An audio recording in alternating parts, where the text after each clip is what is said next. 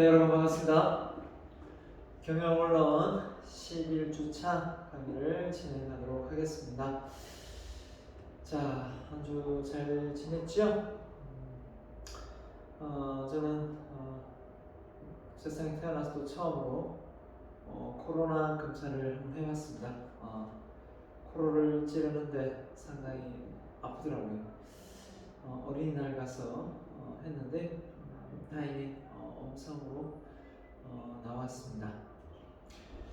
자, 아무튼 여러분도 건강관리 잘하고요. 아무쪼록 다시 건강하게 얼굴 볼 수 있기를 바랍니다. 자, 오늘 이 시간은요 11주차 내용은 우리가 11장 딱 되네요. 계획에서 계획학, 의사결정에 대한 부분입니다. 디시전 메이크, 또 디시전 메이킹이란 말 쓰죠. 의사결정자, 의사결정, 그죠? 사용되는데 의사결정할 일이 참 많죠. 코로나도 마찬가지죠. 네. 검사를 받아볼 것인가 말 것인가. 이것도 찝찝하면 받아보는 것도 괜찮을 것 같아요. 저는 뭐 정상은 없었는데 그냥 사람들도 이렇게 만날 기회도 많으니까 받아봤습니다. 자, 의사결정을 잘하는 것 자체가 어떻게 보면 계획을 하는 데 있어서 정말 중요하죠. 아무리 좋은 전략과 전술을 세우더라도 올바른 의사결정을 내리지 못하면 결국 원하는 업무의 효율성과 효과성은 떨어질 것이고 결국은 목표 달성은 실패할 것이기 때문입니다. 그런데 의사결정을 잘하려고 아무리 노력해도 완벽한 의사결정은 있을 수 없습니다. 모든 상황이 다르고 모든 여건이 다르고 또 주어진 시간도 다르고 하기 때문에 많은 의사결정을 내리는데 어려움이 있는 것 같습니다. 요즘 흔히 하는 말 이런 말 합니다. 20대, 30대는 비트코인에 투자를 하고 30대 중반에서 40대까지는 주식 투자에 바쁘고 50대에서 60대 사이는 부동산 투자에 바쁘다. 투자도 전부 다 의사결정입니다. 집을 팔 것인가, 보유할 것인가, 아니면 새로 구매할 것인가, 다 의사결정입니다. 공부를 열심히 할 것인가, 대충 할 것인가, 이것도 역시 의사결정이고요.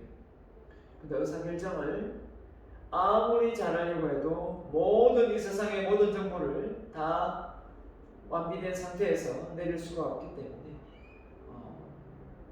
결국은 제한된 합리적인 의사결정을 내릴 수밖에 없습니다. 자, 각각 의사결정에 관한 내용 배워보도록 하겠습니다. 첫 번째, 의사결정의 개념이 무엇이고 의사결정의 유형, 의사결정의 상황, 의사결정과의 과정, 자, 이런 부분을 잘 이해하고 있으면 우리가 이 수업을 떠나서 여러분이 어떤 결정을 내릴 때 어떻게 올바른 의사결정을 내릴 것인가 절차까지도 배우게 되겠고요. 그 다음에 개인이 의사결정을 내릴 수도 있지만 집단이 의사결정을 내릴 수도 있겠죠. 집단이 가진 장점과 개인이 가진 장점이 있겠죠. 그 다음 마지막으로 성공적인 의사결정을 위한 포인트에서 몇 가지 알아보고 가겠습니다. 먼저 의사결정이란 인생에서 우리는 모든 순간순간이 의사결정의 순간이다. 그래서 인생 이꼬르 선택이다. 결국 선택은 뭐냐? 의사결정이다. 아침에 내가 일찍 일어날 것인가, 늦게 일어날 것인가, 일찍 잘 것인가, 그죠? 늦게 잘 것인가, 다 의사결정입니다. 저도 요즘에 생활 패턴을 바꾸고 있습니다. 6시에 일어나는 것을 5시에 일어나고 12시 넘어서 자는 것을 11시에 자는 걸로 해서 일찍 일어나려고 지금 패턴을 바꾸고 있습니다. 그래서 몸이 좀 많이 지금 오후 되면 조금 나른한 것도 있습니다. 왜냐하면 이 패턴이 기존에 해오던 게 있기 때문에 바꾸는 이 과정이 쉽지만은 않습니다. 지금 한 2주 돼 가는데요. 일단 쉽지만은 않습니다. 하지만 이렇게 해야만 더 시간을 좀 더 효율적으로 보낼 수 있을 것 같아서 저는 좀 더 여러분처럼 젊은 시절에는 저녁에 아주 혈기왕성하게 새벽 2시까지 심지어 3시, 4시까지 한 적도 있습니다. 밤을 새서 했지만 이제는 나이가 들어가기 때문에 저녁잠이 좀 많아지는 것 같아요. 그리고 체력이 좀 안배도 해야 될 것 같고 그래서 좀 일찍 자고 일찍 일어나는 게 낫지 않겠는가 해서 완전히 전환을 해서 새벽에 지금 알람 맞춰가지고 5시 일어나고 있습니다. 근데 제 몸이 6시간을 자는 걸 익숙해져 있는지 벌써 눈이 먼저 떠집니다. 지금 시계가 울릴 것 같은데 라고 생각하면 5시에 울리는 걸 지금 경험하고 있습니다. 하지만 좀 피곤한 건 사실입니다. 자, 오늘날의 의사결정 환경에서의 의사결정했는데 오늘날의 경영 환경에서 의사결정. 자, 더 빠른 변화, 더 복잡성, 불확실성. 자, 이런 상황에서 의사결정 내리기가 무진장 어렵습니다. 변화가 엄청 빠르죠. 엄청 빠릅니다.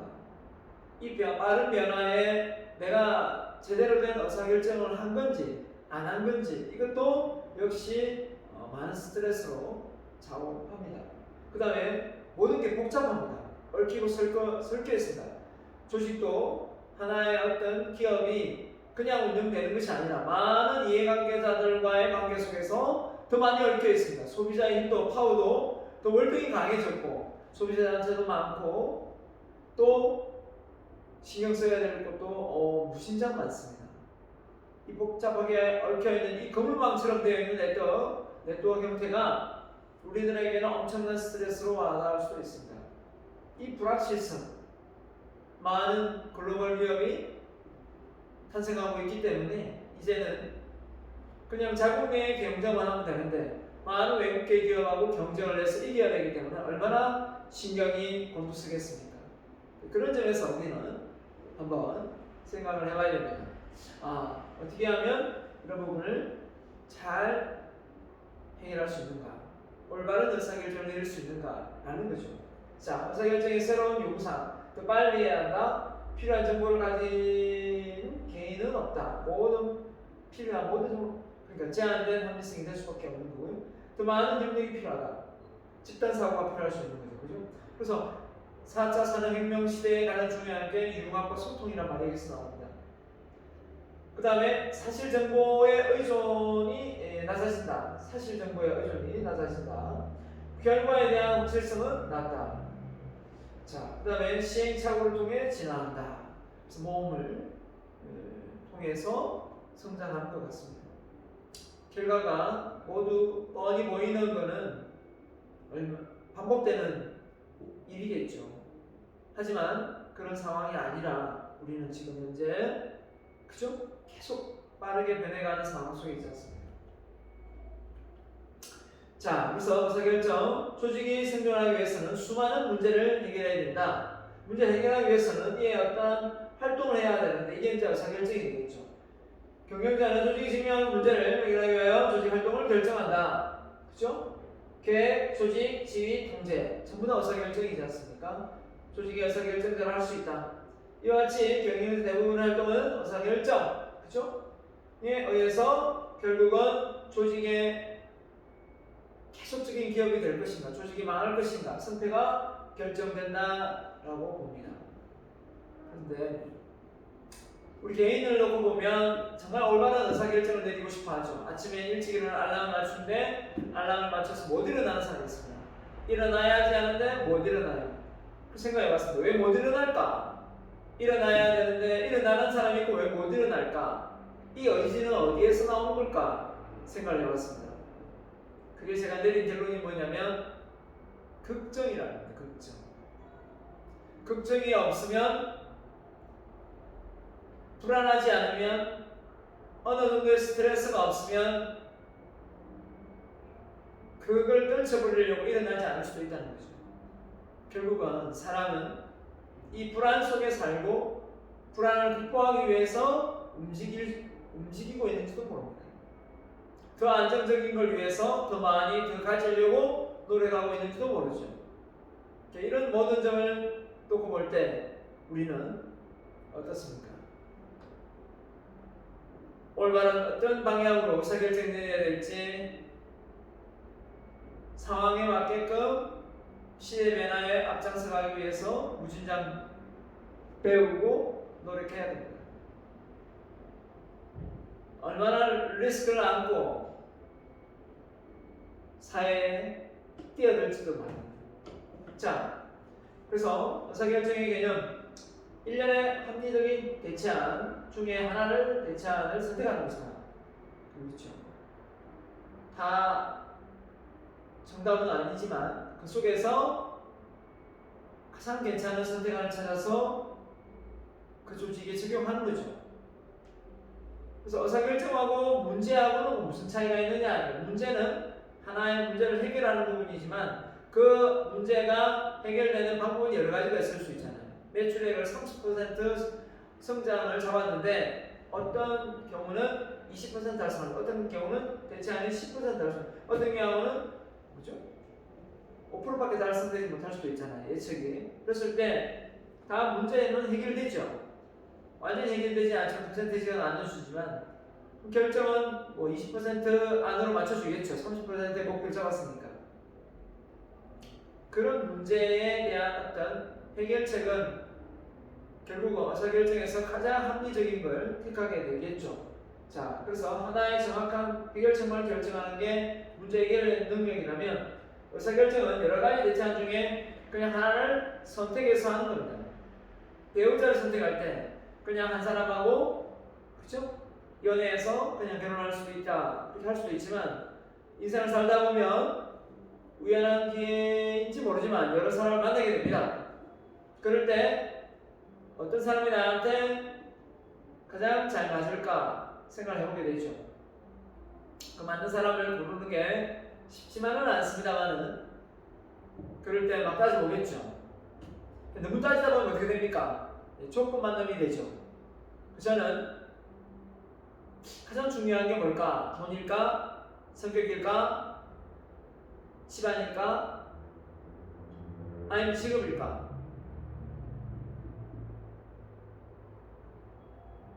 저는 그거보다도 사랑이 아닐까 라는 생각을 합니다. 사랑. 처음부터 사랑하는 마음이 없는데 어떻게 하느냐라고 하는데 뭐라고 해야 될까요? 끌리는 마음.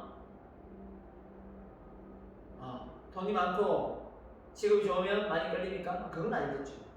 네. 일단 성격도 잘 맞고 그죠? 그래서 너무 조건을 따지다 보면 결혼할 남자, 결혼할 여자가 없다는 것은 정답입니다. 알죠? 이해하고 감싸주는 게 급선무죠. 자, 문제 해결과 의사결정은 각각의 특정 상황에 대한 해결책이 될 수 있다. 자, 그 다음에 안소프하고요.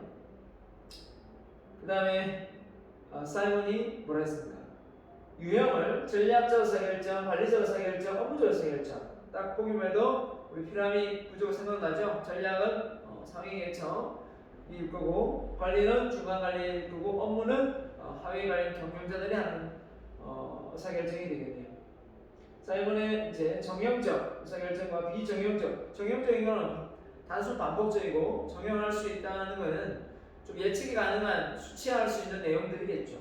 비정형적이니까 이거는 기존에 잘 하지 않았던 업무들일 겁니다. 맞죠? 예, 그렇게 이해를 하면 되겠네요. 자, 보면은 전략적 의사결정, 관리적 의사결정. 자, 전략. 자, 전략은 최고 경영자들이 세우죠. 자, 조직 내부보다는 외부 환경에 영향을 주는 주 내용을 한다. 전략을 세우는데 내부적인 어떤 미시적인 것보다는 거시적으로 외부 환경에 조직이 살아남기 위해서 외부 환경을 신경 써야 됩니다. 그걸 안 쓰고 할 수는 없죠. 그래서 주로 참여하고자 하는 사업의 결정, 제품의 믹스 결정, 시장의 선정, 이에 필요한 제 자원의 배분에 관한 의사결정인데요. 그래서 최고 경영자들이 많이 내리는 결정이 되겠습니다. 조직의 목표를 설정하거나 성장 계획을 어떻게 할 거나, 그죠? 이런 부분을 의사결정할 때 씁니다. 두 번째는 이제 관리니까 중간 관리층이 중간 경영층이 내리는 의사결정이 되겠네요. 전략적 의사결정 실행하기 위해요. 앞서 전략적 의사결정을 실행하기 위해 좀 더 디테일하게 구체적으로 의사결정을 조직의 제 자원의 활용에 있어서 성과의 극대화를 하기 위해서 자원의 조직화에 초점을 두는 거다 이렇게 되어 있습니다. 그래서 인적 자원의 개발, 훈련, 자원 원재료 조달, 획득, 조직 구조의 결정, 인원수를 어떻게 할 건지, 그죠? 자, 피라미드 구조는 디자인 조직을 할 건지, 작업 및 정보의 흐름, 유통 경로, 입지 선정 등 의사결정을 포함해야 된다라는 겁니다. 그래서 중간 관리층에서 내리는 의사결정이 되겠고요. 그 다음 업무적 의사결정은 말 그대로 최종 단계에 있는 전략이 그죠? 구체화되고 구체화돼서 마지막 단계에서 완전히 이제 하위 경영층에 도달하면 어떻게 됩니까? 제품의 기능별, 제품별 자원의 배분, 일정 계획, 경제 등으로 아주 재고 수준이 어떻게 되는지 가격 결정, 연구 개발, 월간 생산 계획 모든 것들이 업무적 계획이 되겠습니다. 그러니까 업무 일지를 쓰듯이요. 관리되어지는 부분이 여기에 해당됩니다. 자, 그 다음에 사이먼이 이야기한 정형적, 비정형적인데요. 정형적은 반복적이고, 그죠? 매일 반복적으로 하는 부분이기 때문에 머리를 크게 쓰지 않겠죠, 그죠? 네, 그래서 문제가 구조화되기 때문에 의사결정이 많은 비용과 노력 없이 이루어질 수 있고요. 의사결정이 매우 단순하면 과학의 결정을 통해 의사결정을 한다. 회사에 청소를 하는데 어떻게 청소를 해야 되느냐? 이게 반복적이지 매번 청소할 때마다 청소 내용이 바뀌는 건 잘 없죠.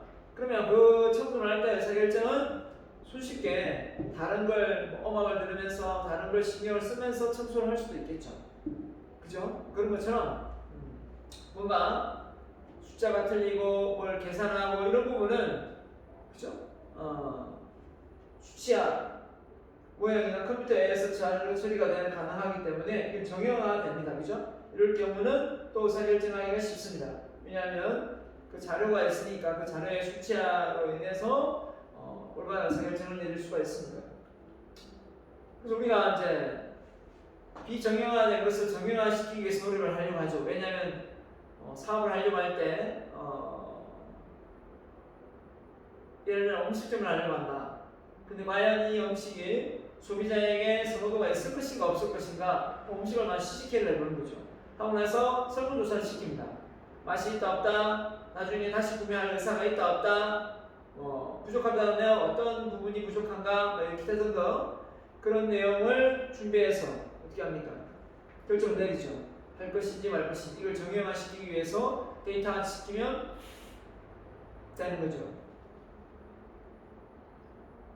자, 의사결정의 특징이 보면 주로 하위 경영층에 의해서 수행되며 단기적인 특징을 갖는다. 맞죠? 그래서 다수 반복적이니까 조직 외부에 의해 영향을 받지 않는 내적인 요소에 문제 중점이 있다. 조직 내부의 요인 간의 관계가 분명한 회사 시스템, 그죠? 개방이 아니죠. 내부적인 부분이니까 의사결정 문제가 명확하기 때문에 대처하는 평가 기준이 분명하게 나타난다.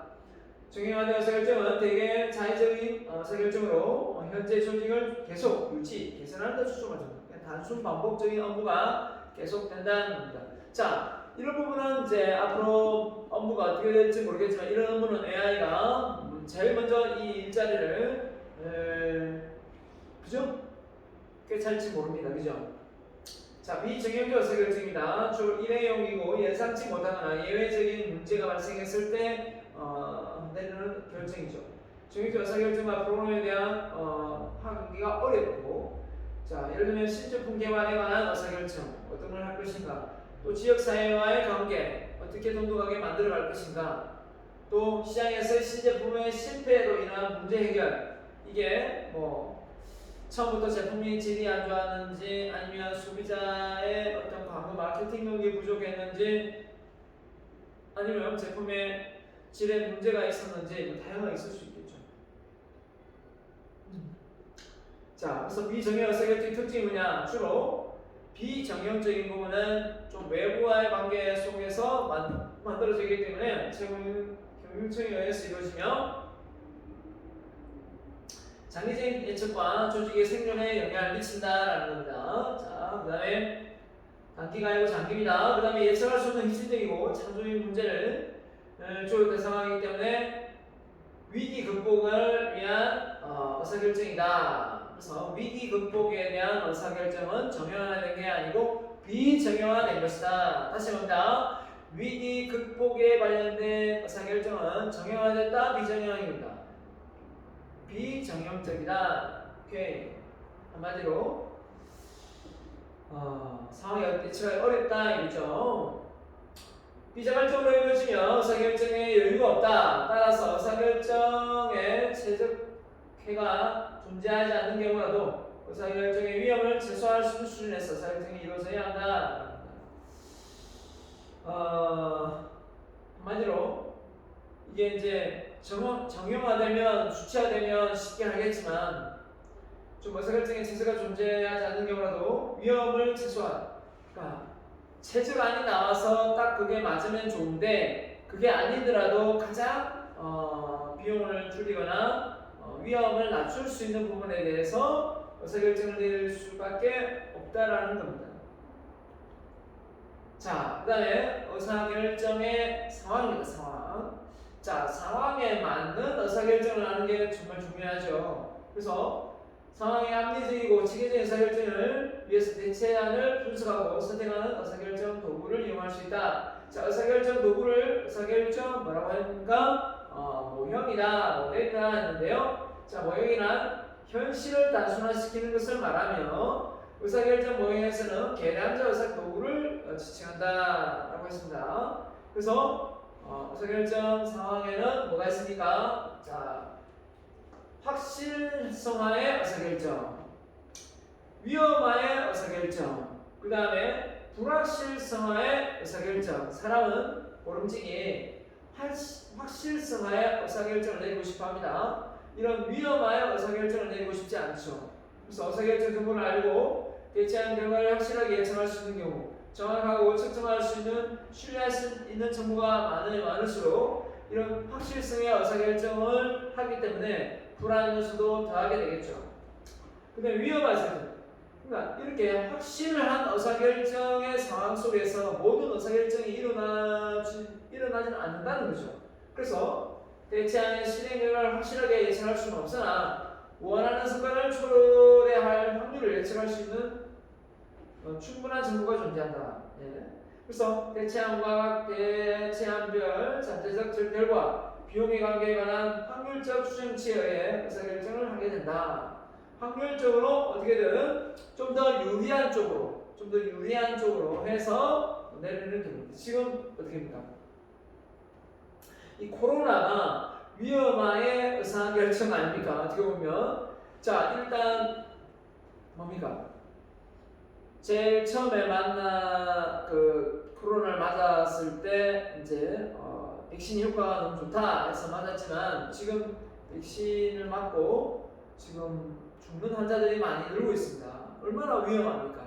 그럼에도 불구하고 계속 정부가 맞게 하는 이유 중에 하나는 결국은 그 소수의 위험을 극복하고 또 생명에 어떤 지장을 초래할 수도 있지만 또 일대 다수가 코로나로부터 해방될 수 있다면 그걸 감수해야 된다라는 이론이겠죠. 그러니까 한 사람이라도 코로나 때문에 죽었다 그러면 그걸 딱 중단해야 되는데 그러지 못하고 있는 거예요. 부작용이 그렇게 다 일어나는 건 아니기 때문에 참 우리의 모든 몸 신체가 내성이라는 게 이免疫 체계가 사람들하고 다 동일하지는 않다는 거예요. 지병이 있거나 그죠? 이런 경우는 평소에 체력이 안배가 잘 안 되어 있는 경우는 안 그렇겠습니까? 어렵겠죠. 예, 그래서 위험하여 의사결정을 지금 하고 있지 않나라는 생각이 듭니다. 그 다음에 불확실성 의사결정입니다. 대체안과 대체안의 실행 성과를 전혀 예측하지 못하는 경우다. 그래서 이런 경우를 놓고 봤을 때 앞으로 이런 일이 비일비재하게 많아질 것이다 라고 예측을 할 수가 있겠습니다. 왜 그럴까요? 왜 이렇게 불확실성할까요? 지금 이 순간에도 수많은 정보가 또 쏟아지고 있다는 겁니다. 또 쏟아지는데 어느 게 가장 더 진실성 있고 신뢰할 수 있고 괜찮은 정보인지 알 방법이 없는 거죠. 예. 잘 하고도 찝찝한 거죠. 어떻게 보면 그죠? 자, 그래서 확실성화 의사결정 딱딱딱 대안대로 보고 하면 되는데 선택해서 위험한 의사결정입니다. 위험하지만 확률로 봤을 때 이 대체안이 훨씬 더 효과적이다 하는 거고요. 불확실성의 의사결정은 이렇게 모든 대안을 해서 모두 대체인과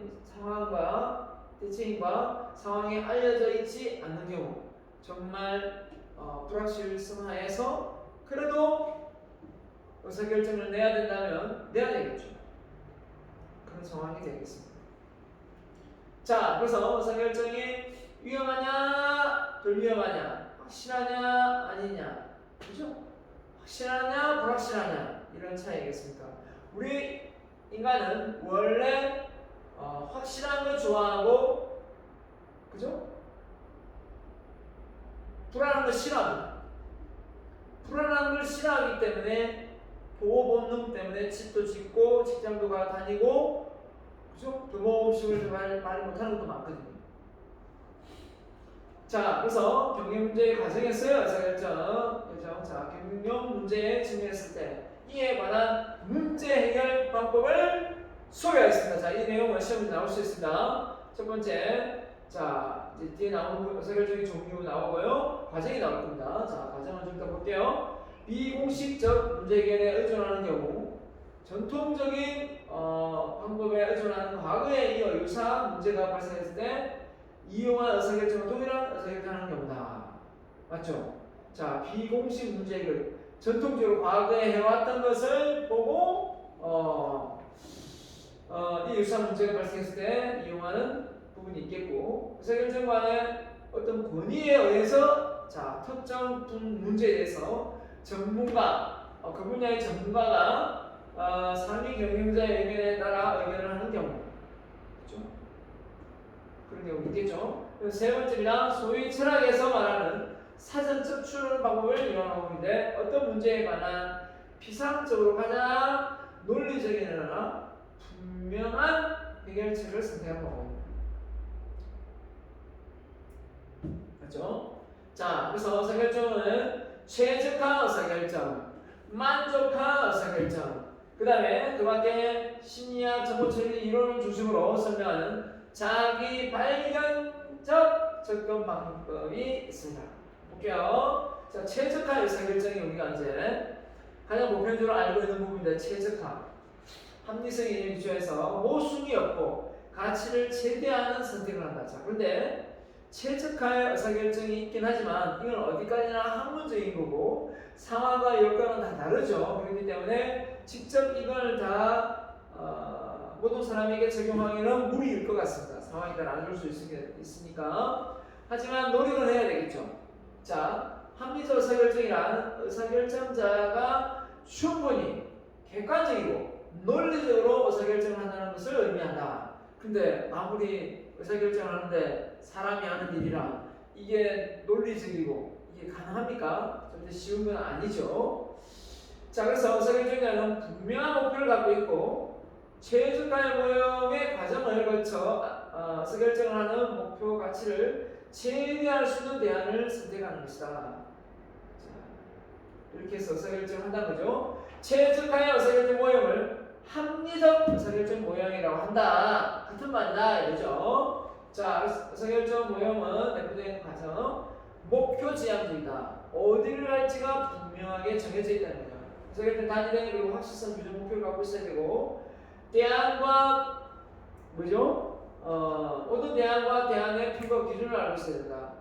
우선순위가 명확해야 된다. 그죠? 목표가 있으면 우선순위 명확해지죠.